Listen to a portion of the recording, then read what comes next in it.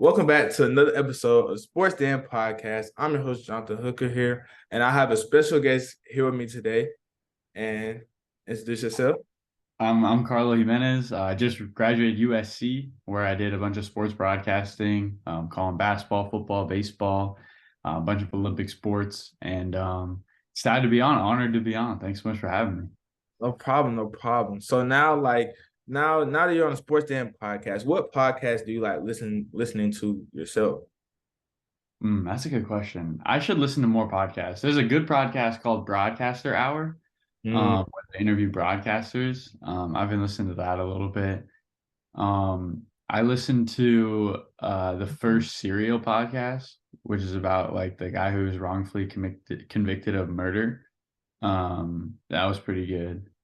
But yeah, I don't listen to enough podcasts. I listen to Dissect. It's on Spotify, and they'll like break down artist albums and like lyrics, which is pretty interesting. But yeah, I'd probably say those are the main ones I listen to. oh, those are really good choices. I like those choices. I have to get into that. A Yeah. different side of that. That's pretty good. So now when people ask who is Carlos Jimenez, like what do you tell them? It's a good question. Um, I mean, I grew up wanting to play basketball my whole life and couldn't play basketball, and so I decided to be around basketball by broadcasting games, and kind of fell in love with like the process of calling games and being around sports, because there's nothing better than sports.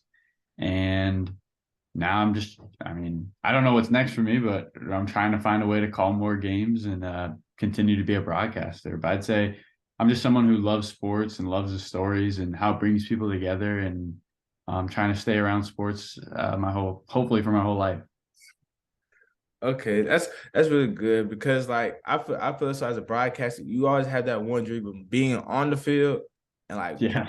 playing that sport, but then and like I think a switch to turn, I'm like, yeah, I can't do this no more. So I have to come in and try to stick around somewhat, somehow, some way. So yeah, Yeah.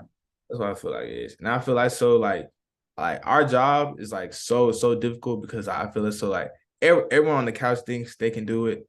And they'll say like, oh, I can do what you do. I'm like, no, you can't. Like it's a lot. Yeah. It's like straight go. Then you talk with your producer, maybe like every time a producer's in your ear, then you still have to keep going with the producer in your ear. It's just like it's those things, those little things where I feel like the average Joe or a person on the couch just can't do. It's definitely harder than it looks. I mean, you got to prepare. You're right. You got to like get advertisements or whatever in or whatever your producer wants to go to. Um, yeah, it's not, it's, I think it's interesting. Like sometimes I have a lot of roommates who, are business students and they like, I'll show them like, oh, what I'm doing for games and stuff. And they're like, oh, I didn't know you had to do all this, but yeah, I know it's definitely, I think people just think a lot of times you just show up and call the game, which we know is not what you do. That's on like a third of it, if that. Yeah, yeah, exactly. Okay, so who or what inspired you to be a broadcaster? That's a good question. I don't know, like growing up, I didn't like idolize any broadcasters. I think I grew up with like this radio next to my bed, and I just remember like a lot of summer nights I would listen to the Giants games, and oftentimes it was like Dave Fleming and John Miller who would call the games on the radio, for the Giants, and like I often like went to bed listening to their voices, and so I think they probably like subconsciously inspired me. I don't know, like never listening to those games was I like, oh, I want to be those guys. Like that didn't go through my head, but like learning that I could later in life, I was like, oh, that'd be really cool. So probably them. Yeah, I don't know. I just kind of like fell in love with the idea of being able to like call a game and stay around the game. That was always something that really drew me in. Yeah. It's like sometimes you think like, oh, that's a cool job. Maybe I can do it. But then when you start looking into it more and more, it's like, yeah, like this is really I really want to do and really want to come out of make a profession out of it. Yeah. Yeah, it's crazy when you learn that like people get paid a lot of money to call games. Like, oh, that doesn't sound too bad. Yeah. So like talk to me about your journey from like from the beginning to now. Yeah, I started calling games. I was lucky. I had opportunities in high school. I started like my sophomore year. I remember like I played or I rode the bench on the JV basketball team.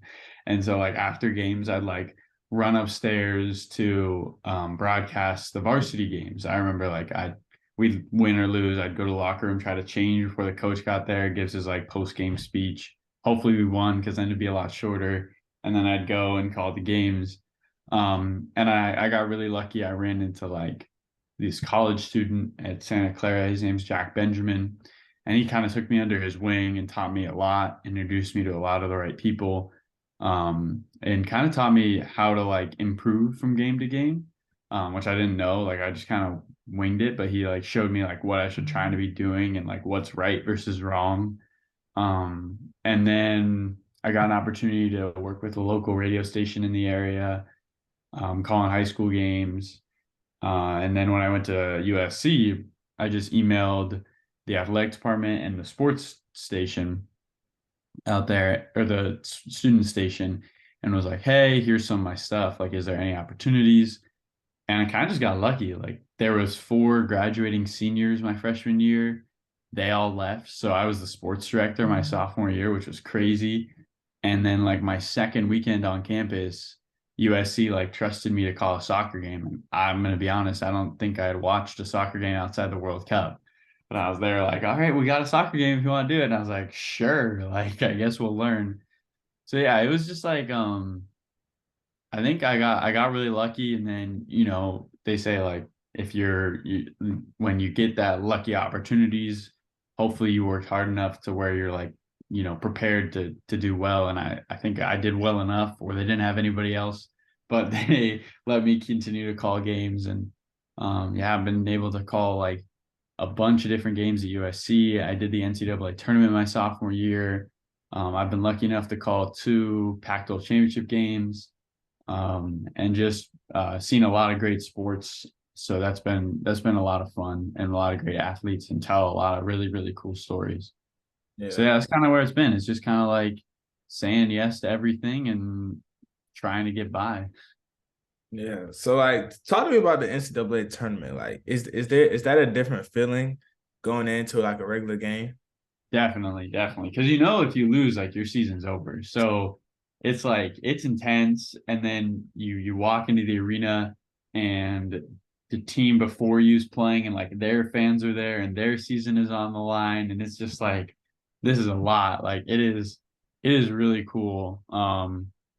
And I just remember it's really chaotic, and then the game starts and you kind of have to like focus in on the game because like there's still people leaving from the previous game, still people arriving. Like it's not your traditional game in which you have like a full 2 hours of pregame, right? There's 10 minutes in between games, so you're in and out super quick.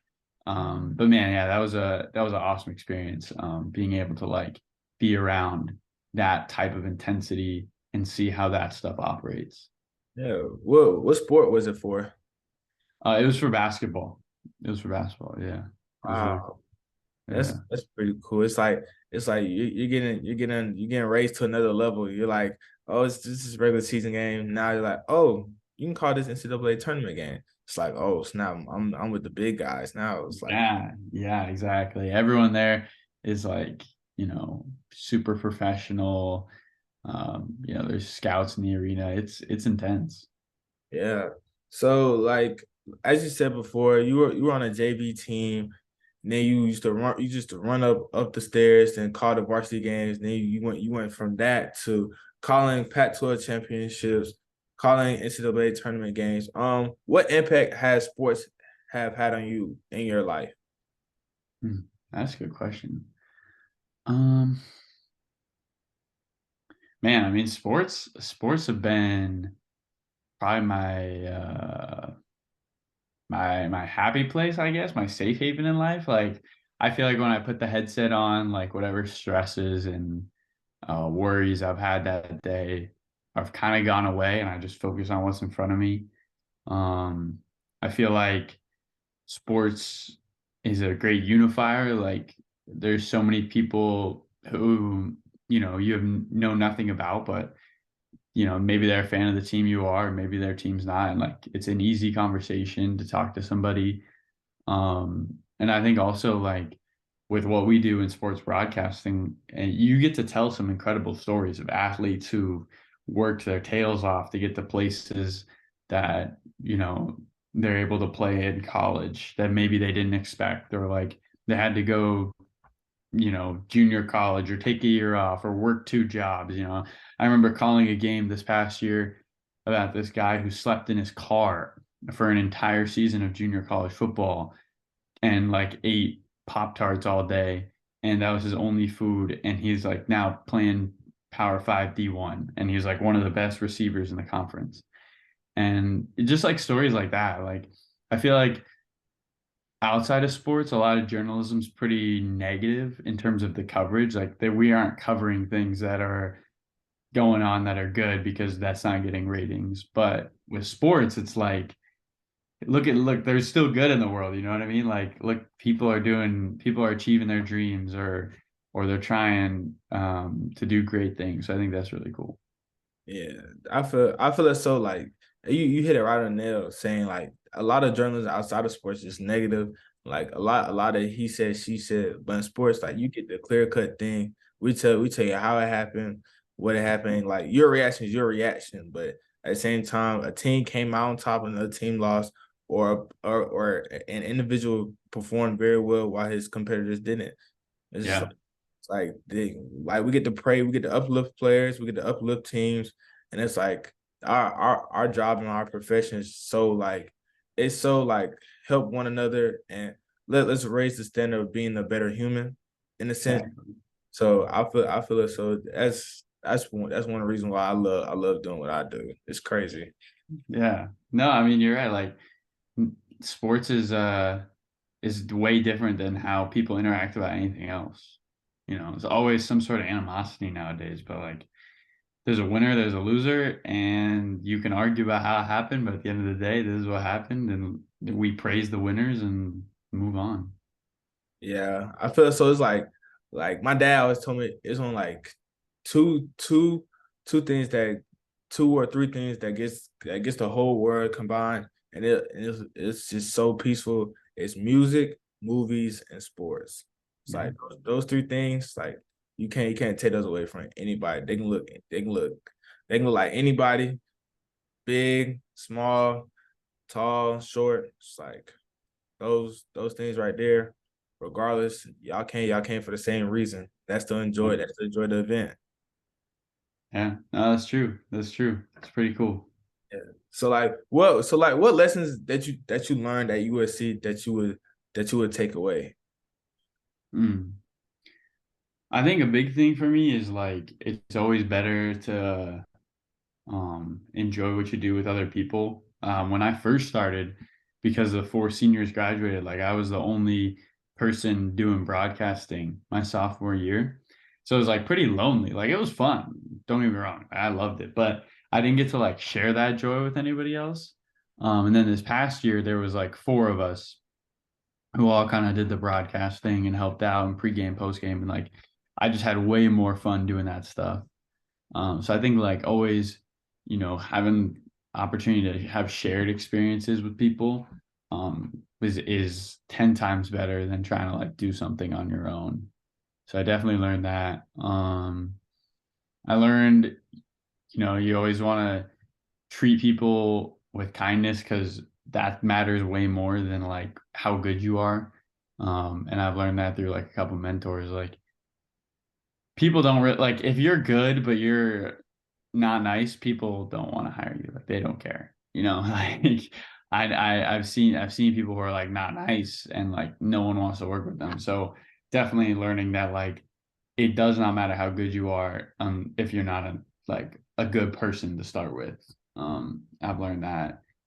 And then also just like the power or the ability of just like working hard. Like you watch these student athletes who like spend their lot, like literally they have like 6 hours of practice a day and classes, and then they have treatment, and then they have whatever, and then they have weight room, and they achieve really cool things. So like that's pretty inspiring to watch, like what hard work can do, because it can produce some pretty cool stuff.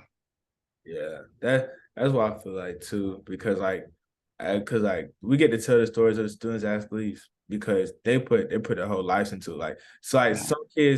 some kids start when they're 3, or some kids come from out of the country when they're 12 or 13. They're late bloomers, but they come in, become very raw talents, and they perform at a very high level, and then they come to college. You get to tell that story, and I feel like so like we get to show that side of them. Instead of Yeah. that, we get to show like there are also people too. Yeah. I mean, yeah, just like you said, they're people, and they got to perform and probably do homework that night, which is wild. Oftentimes you don't think about that, but it's crazy. Yeah. So now we're gonna get into a game of this or that. I'm gonna give you two options and you just choose in between. Okay. Okay, so if you were getting a documentary, who would you want to make it? ESPN or Netflix? Hmm. I'd say Netflix, Mm, because as much as I appreciate ESPN, I feel like more people have Netflix than more people have. I don't know. Probably Netflix. Netflix got some good documentaries. I'd say okay. Netflix. Which one did you enjoy doing more, radio or Pac-12 Plus? That's tough. Uh, I started doing radio, so I think I'll always love doing radio more, and just because of like the challenges.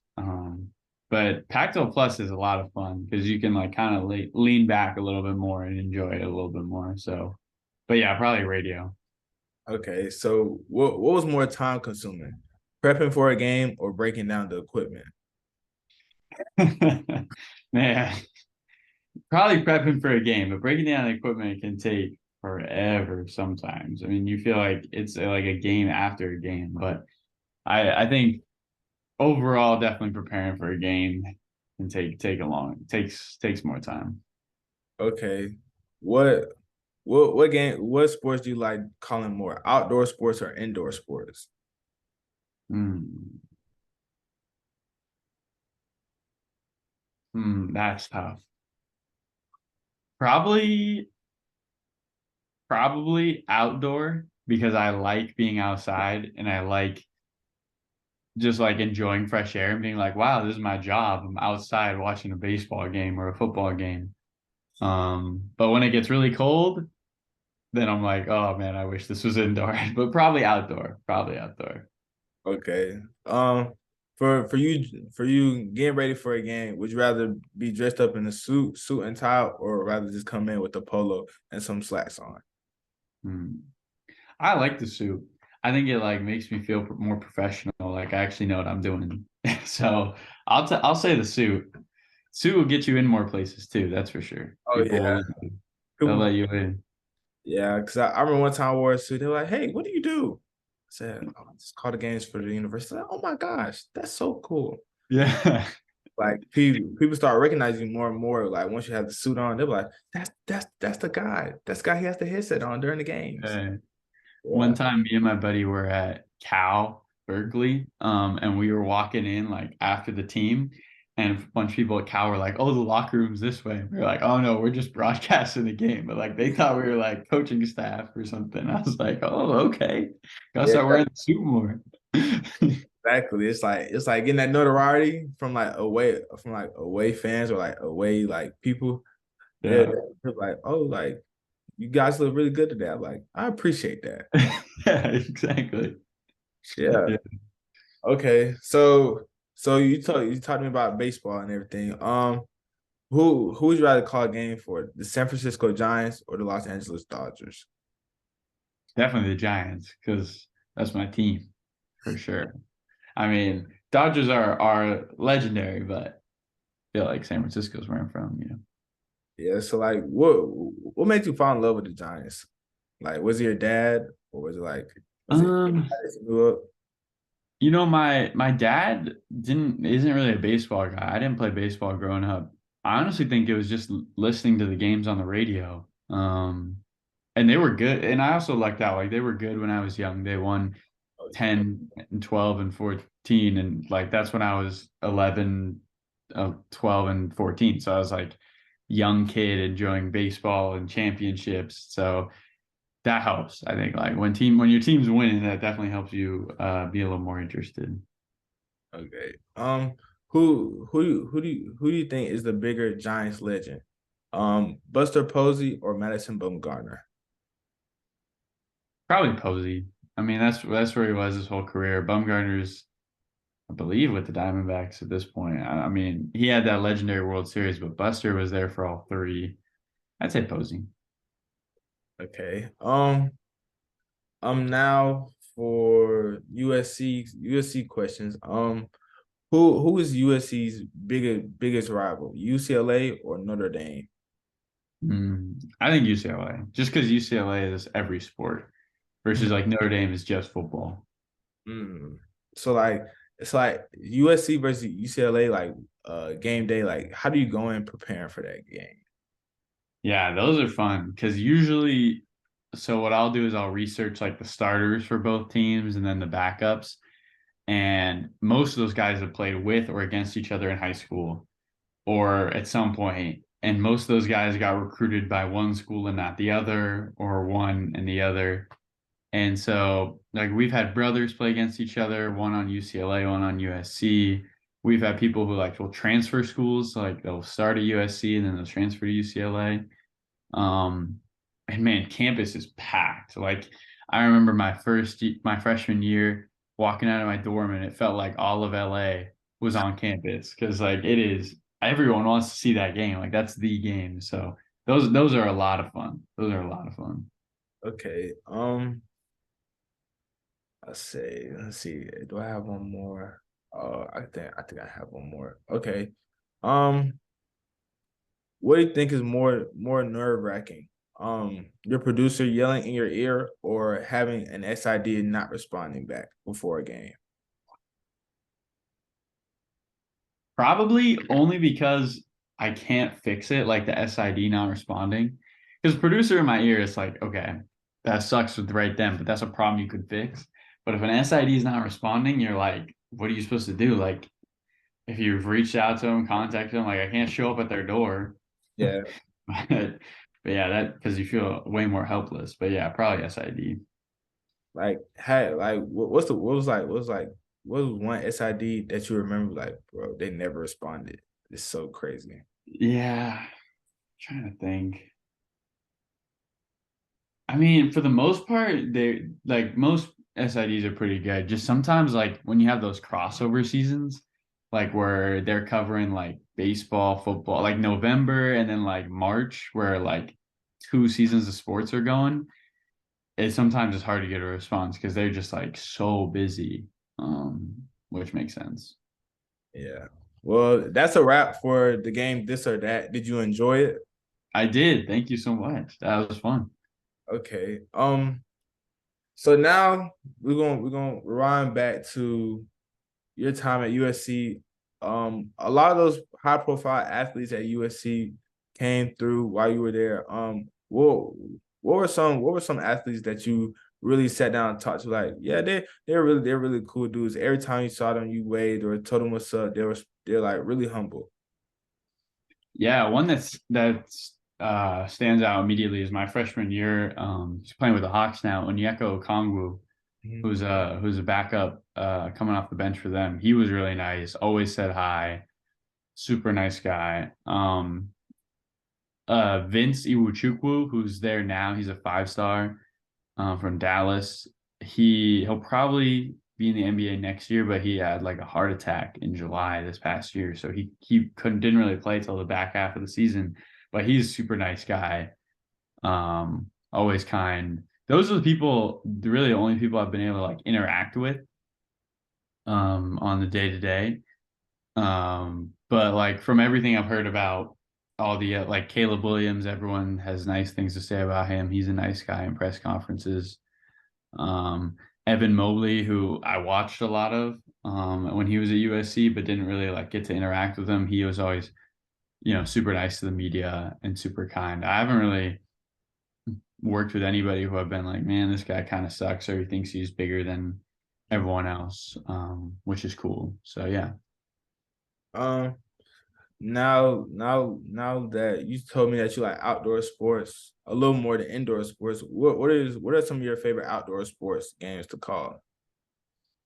I mean, I really like this is a niche one, but like women's lacrosse is a lot of fun. And that's usually outdoor. Another outdoor one that we have is water polo, which is really fun because it's really fast and a lot of goals, and you're done in like an hour and 30 minutes. So that's really fun. Yeah, it's quick. It's quick.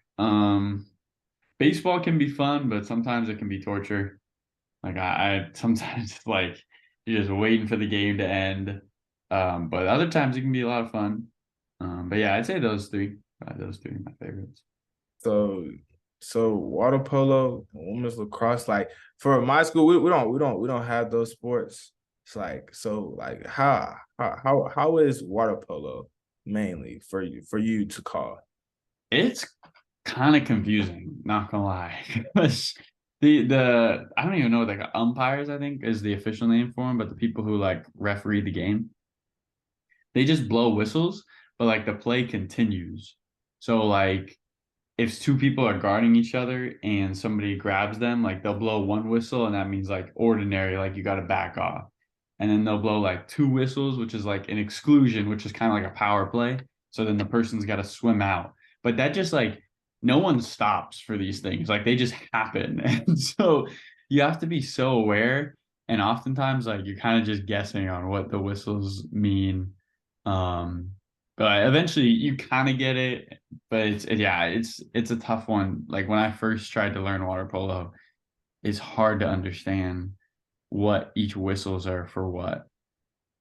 That's that's crazy. Yeah, 'Cause- it's tough. Because like now I think about it, it's an Olympic sport and it's like not a lot of people watch it. So it's like Yeah. if it's like your first time watching water polo, it's like you're so confused. Yeah. Yeah, it doesn't really make a whole lot of sense if you when you're watching it for the first time. But once you like kind of get it, it's pretty fun. Like they're swimming the whole time, they're grabbing and clawing, like it's intense. Yeah. Um. So now, your time at USC, you had a part-time gig. You call games, and you were doing classes. How did you balance that? It's a lot of planning, a lot of like taking advantage of every moment. Not like if I have 15 minutes, doing 15 minutes of work. Um, trying to be efficient with my time, with like in between classes, or when like I would try to work out when the gym wasn't very busy because I could always do it a little faster than when it was. And just trying to take advantage of every moment. That's the biggest thing. Like you can't really let an hour go by here or there. Like you gotta work in that hour. So it's busy, but it's definitely fulfilling and a lot of fun. Yeah, I feel like people don't understand like having a job and college is already hard enough, but then now you're calling games as well. It's like you're basically working from 8 to like 9:30 at night, maybe even 10 o'clock. Yeah. Yeah, it doesn't stop. Like, like it does not stop.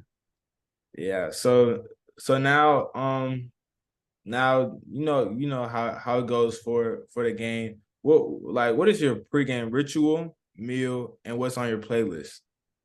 That's a good question. Um, Pre-game, I always like to eat, depends on the arena or the like game, but like for baseball, which we just had, there's like tacos usually there that I'll go get. They're really good, like three tacos. It's like $8. So I always have that kind of filling, gets me going. And then I'll always bring a protein bar for like a halftime of a football, basketball, or in between innings at a baseball game, just to like give me a little boost of energy. I started adopting coffee before games, which I didn't used to do, but with like school, sometimes I'm just up late and it's a long day. So that will help me get through games with energy, especially when they start late at night. Everyone's tired watching it. I'm the one who has to bring the energy, so gotta stay juiced up. And then pregame playlist. I listen to a lot of Kendrick Lamar. Um, I'd say my song that I try to listen to right before like tip off or before I go on air is DNA. That's always been my favorite song that like gets me going. Um, but other than that, um, it used to be what's the name of the song? Like 2 years, 3 years ago, it used to be uh yeah, I'm forgetting. It used to be this J. Cole song, I forget the name. But yeah, I mean, I'd say mainly Kendrick Lamar. My grandfather like grew up listening to jazz, and Kendrick has this like jazz background in his music that's kind of interesting, and that in his like rapping, I really like it. So that's why I enjoy it. Um, so so now that you graduated and everything, where do you see yourself in 5 years? Man, where do I see myself in 5 years? Hopefully with a full-time job. That's first and foremost. Hopefully happy. Um, yeah, I don't know. I hope I have a job I really like. I'm sure if it's anything in broadcasting, I'll enjoy it, but I'd like to be like working for a team or working for a network, um, and hustling. That would be the goal, to be like really working, having waking up and always having a game to prep for. I think now I'm realizing how much of like a blessing that was to like always have a game to prep for in college. And now I'm graduating. I'm like, I don't know what my next game is. So yeah, just trying to figure that out. That's the plan. Yeah. I mean, you'll find somewhere. You're really talented. You're Appreciate it. I watch a lot of your TikToks. Like they come on for you page all the time. I always tune in. I'm like, I always say, what does he have doing today? So I know he's always so busy. So it's always something. Yeah. I'm hopeful. I'm hopeful. Fingers crossed for sure. What is a quote that you heard and you live by to this day? Quote that I heard. Man, Jonathan, you got some good questions. I was not prepared. Um, I think, and this is like, I don't even know where this is from. Um, I don't even know if it's a quote, to be honest, but it's kind of like, I don't know, a phrase I live by. Um, I guess, I guess, yeah, I guess it's from the Bible. I was just gonna say be kind, but like treat others how you want to be treated, I think is like something I live by a lot. Like I think that's like, whoever you're interacting with, whoever you're dealing with, like never try to act like you're bigger, never try to act like you're more important. How do I how would I want to be treated in a certain situation? And I think that's makes a lot of decisions super easy for me because everyone wants to be treated well, everyone wants to be treated nicely, and so that's how I try to treat other people. Yeah, yeah, that's a really big one. That's a really big one. So Yeah. I say we're down to our last two questions. Um, what legacy do you think that you left on student broadcasting at USC?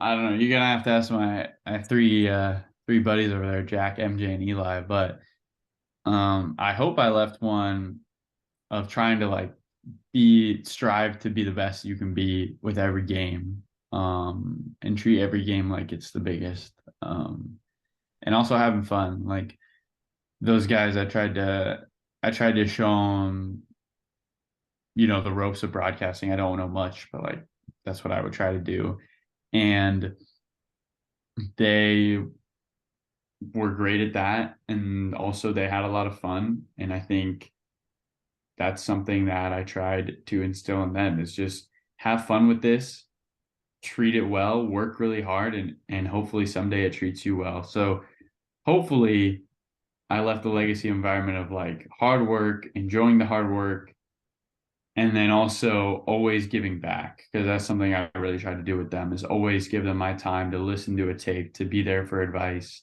to help out in any way I could. Um, you know, however they needed help. And so hopefully whoever comes next, I mean, that would be my biggest thing to them, is taking care of that freshman, that sophomore who's like, hey, I want to do this, and like treating them with the utmost respect and helping them in any way they can and being there for them. Like if they did those things, no matter how good their broadcasting was, I think I did my job at USC for sure. Yeah.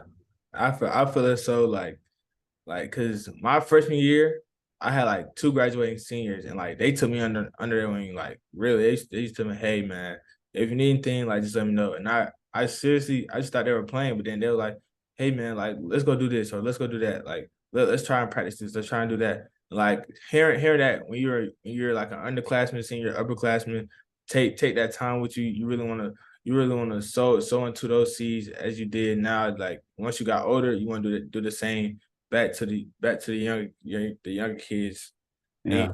apartment. And you never forget those people. Like I'll never forget the people who helped me. You know, Jack Benjamin, Kevin Dana, two big names. And hopefully they can be that mentor to somebody else. Yeah, that's what it's really all about, helping each other. Yeah. Last question is why do you love doing what you do? I like what I do.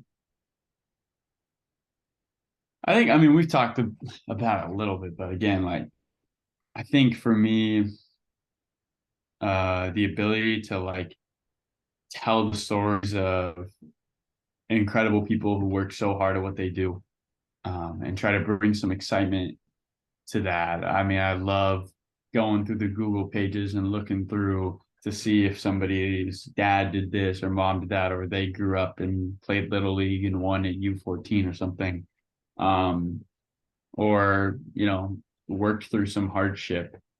And then also that, and then when it comes to the radio side and TV, kind of like being an exhale for people throughout their days. Like, you know, a lot of people work really hard jobs and have a lot of stresses and are trying to make deadlines. But when you turn on a game, you're usually there so you can forget about that stuff. And my goal is so that they learn about the people they're watching and really enjoy the game that they're viewing. And I can be part of that exhale for them. So I think that's why I love it, is the ability to tell stories and watch sports and help punctuate something that's already so incredible. It's a lot of fun. Yeah. Well, man, that's it. That's all I got for you. So if you have any final words, like go ahead. So what's yours? And subscribe to the pod. That's all I gotta say. Hit the download, like, I don't know, share. Uh, I appreciate that, man. Well, I'm your host, Jonathan Hooker from the Sports Den Podcast. Sign out with Carlo Jiménez. And I'll see you guys on the next one. Peace.